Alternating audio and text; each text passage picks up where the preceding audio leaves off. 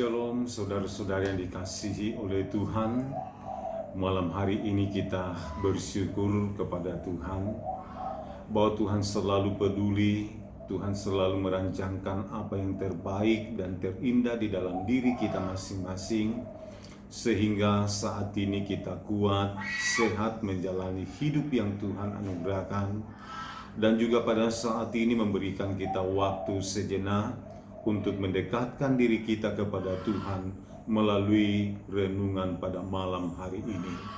Oleh sebab itu, jemaat yang dikasihi oleh Tuhan, mari kita sama-sama memuji, memuliakan Tuhan melalui nyanyian kemenangan iman nomor 187, ke tempat yang lebih tinggi. Nyanyian kemenangan iman nomor 187, ke tempat yang lebih tinggi. Ke tempat yang tertinggilah naf hatiku merindulah. Kita nyanyikan ayat 1 dan ayat yang kedua. Ke tempat yang tertinggilah. Ke tempat yang tertinggilah naf hatiku merindulah. Waktu berjalan pintaku, Tuhan tetapkan jiwaku. Tuhan angkatkan jiwaku lebih dekat kepadamu. Makin tinggi ku merindu, Tuhan angkatkan jiwaku. Jiwaku tidak mau tetap dalam lembah, tempat yang gelap. Tujuanku hendak pergi ke tempat yang maha tinggi. Tuhan angkatkan jiwaku lebih dekat kepadamu. Makin tinggi ku merindu, Tuhan angkatkan jiwaku. Kita berdoa sebelum merenungkan firman Tuhan. Mari kita berdoa. Kami datang menghampiri Engkau di dalam kekudusan-Mu, mempersembahkan pujian dan ucapan syukur kami atas segala kebajikan dan kemurahan-Mu di dalam kehidupan kami, atas segala penyertaan dan lindungan-Mu, dan atas segala kebaikan-Mu yang Engkau senantiasa rancangkan di dalam kehidupan kami sebagai umat-umat-Mu. Dan saat ini Bapa, Kamu merenungkan kebenaran firman-Mu. Kami mohon tuntunan Roh Kudus yang akan menerangi hati dan pikiran kami untuk mampu memahami firman-Mu dan untuk mampu melakukannya dalam kehidupan kami masing-masing. Di dalam nama Tuhan Yesus kami datang berdoa dan mengucap syukur semuanya ini. Amin.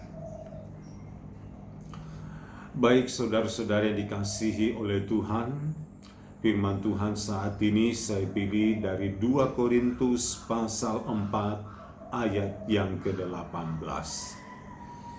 2 Korintus pasal 4 ayat 18, firman Tuhan berbunyi demikian. Sebab kami tidak memperhatikan yang kelihatan, melainkan yang tak kelihatan. Karena yang kelihatan adalah sementara, dan sedangkan yang tak kelihatan adalah kekal. Saudara-saudara yang dikasihi oleh Tuhan, melalui pembacaan firman Tuhan saat ini, kita akan sama-sama belajar firman Tuhan di bawah satu tema, yaitu fokuslah pada kekekalan. Saudara-saudara yang dikasihi oleh Tuhan, seorang yang bernama Medem Gayon berkata, api penderitaanlah yang menghasilkan emas melalui kesalehan diri. Sebab tidak selamanya penderitaan berakhir dengan kekecewaan atau kemalangan. Itulah sebabnya firman Tuhan dalam 1 Petrus pasal 4 ayat 12, firman Tuhan mengatakan, "Saudara-saudara yang kekasih, janganlah kamu heran akan nyala api siksaan yang datang kepadamu sebagai ujian, seolah-olah ada sesuatu yang luar biasa terjadi atas kamu. Sebaliknya, bersukacitalah sesuai dengan bagian yang kamu dapat dalam penderitaan Kristus, supaya kamu juga boleh bergembira dan bersukacita pada waktu Ia menyatakan kemuliaannya."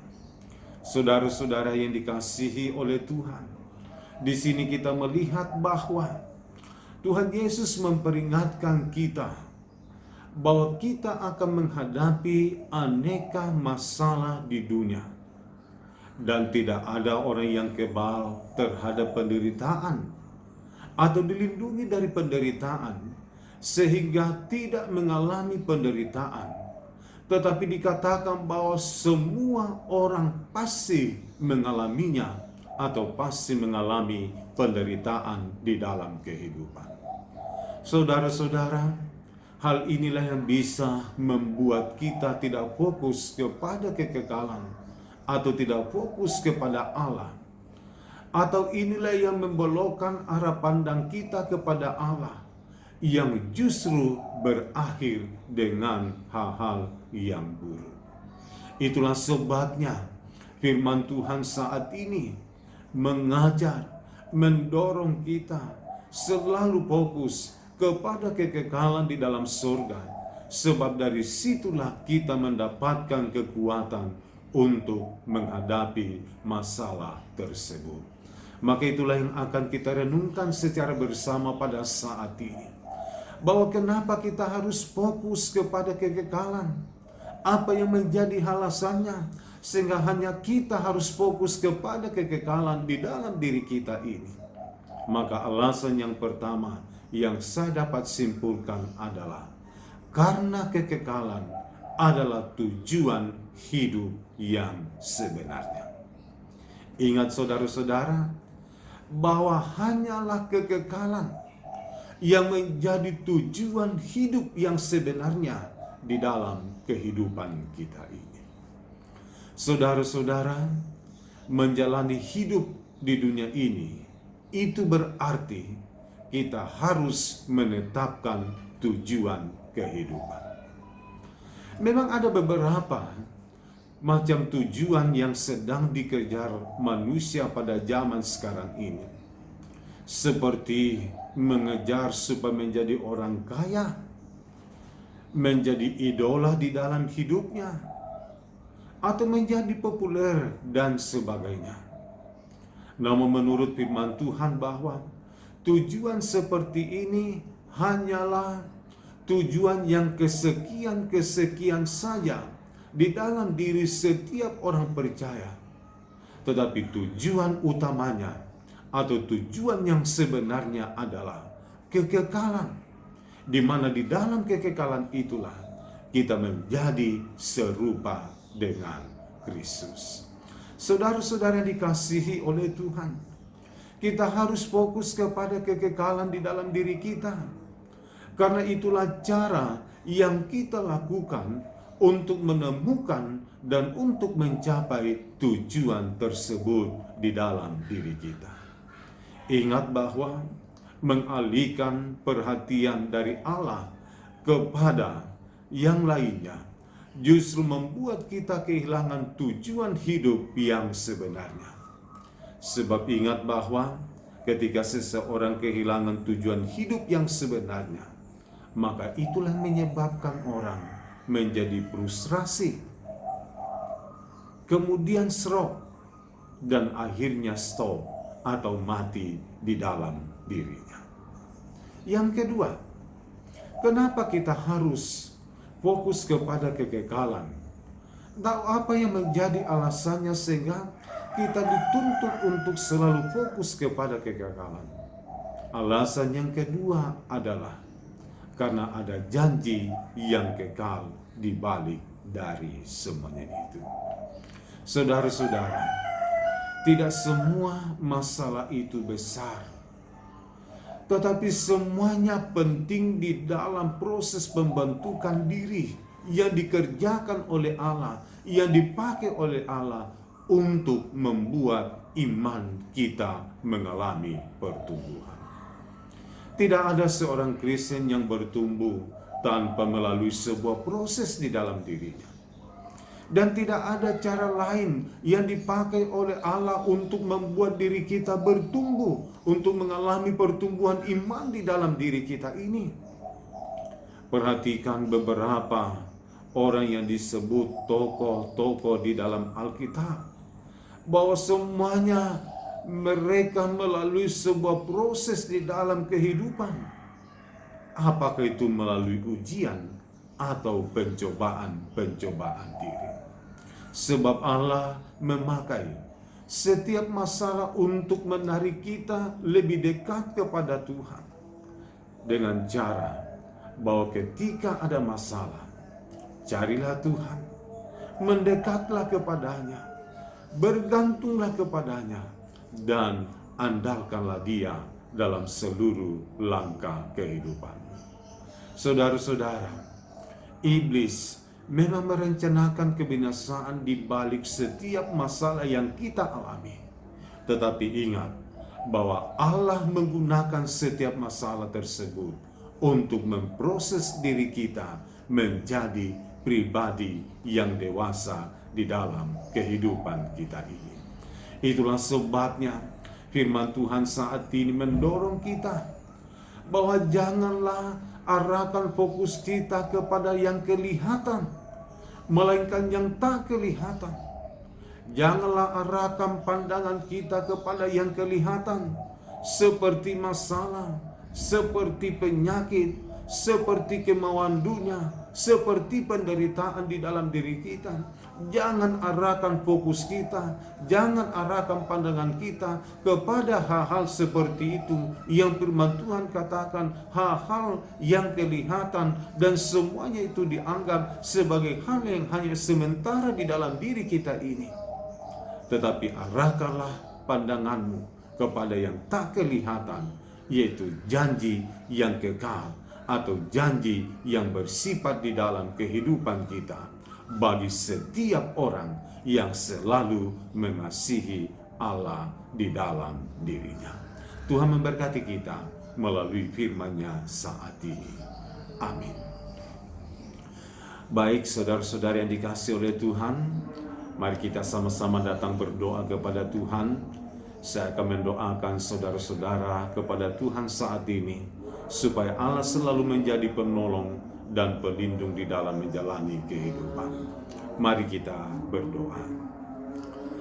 Betapa hati kami bersyukur dan berbangga di hadapan hadirat-Mu saat ini Bapa dalam sorga, atas segala kasih dan setiamu, tuntunan dan kemurahan-Mu, bahkan kebenaran firman-Mu saat ini telah menuntun dan mengajari kami untuk selalu mengarahkan diri kami kepadamu, mengarahkan seluruh perhatian kami pada kekekalan di dalam diri kami masing-masing.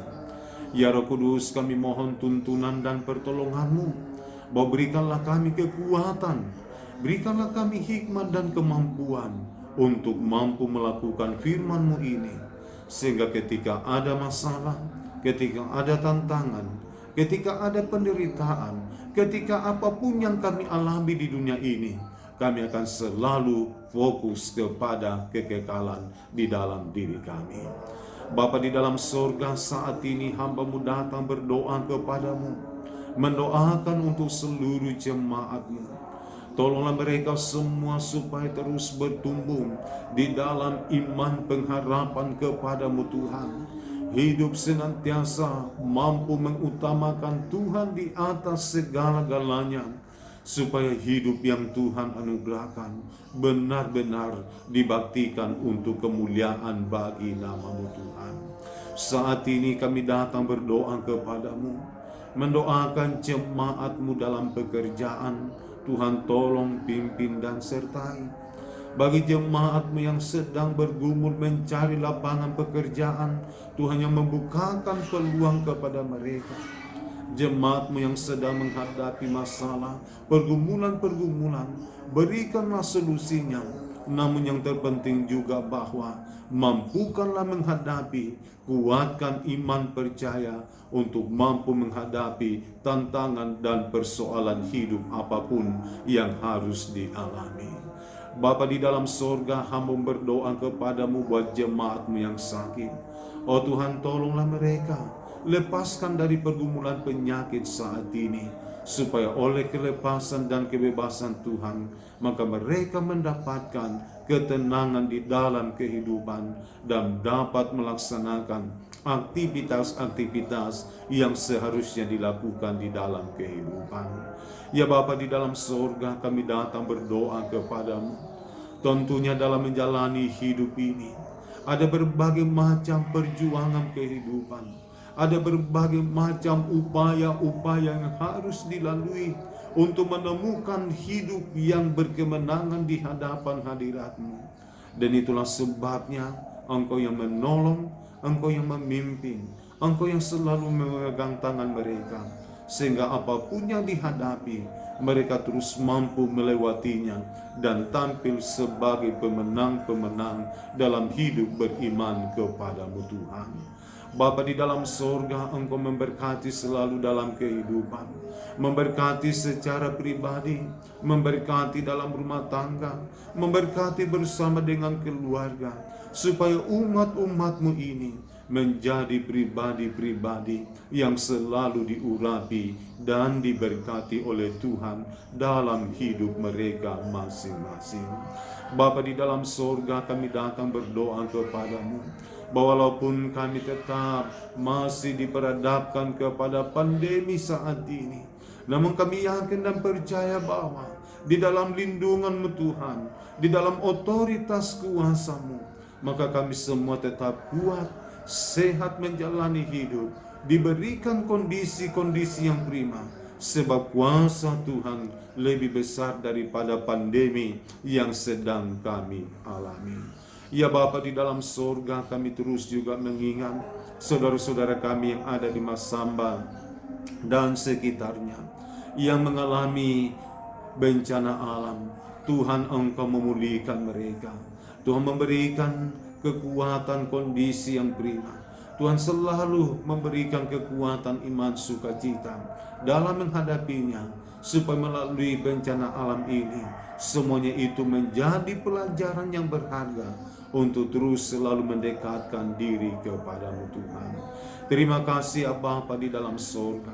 Engkau menolong, Engkau memimpin, Engkau mengurapi, Engkau memberkati seluruh jemaat-jemaat-Mu, sehingga mereka menjadi pribadi-pribadi yang terus bertumbuh di dalam iman, yang selalu menyenangkan-Mu, dan menjadi pribadi-pribadi yang diurapi dan yang diberkati oleh Tuhan.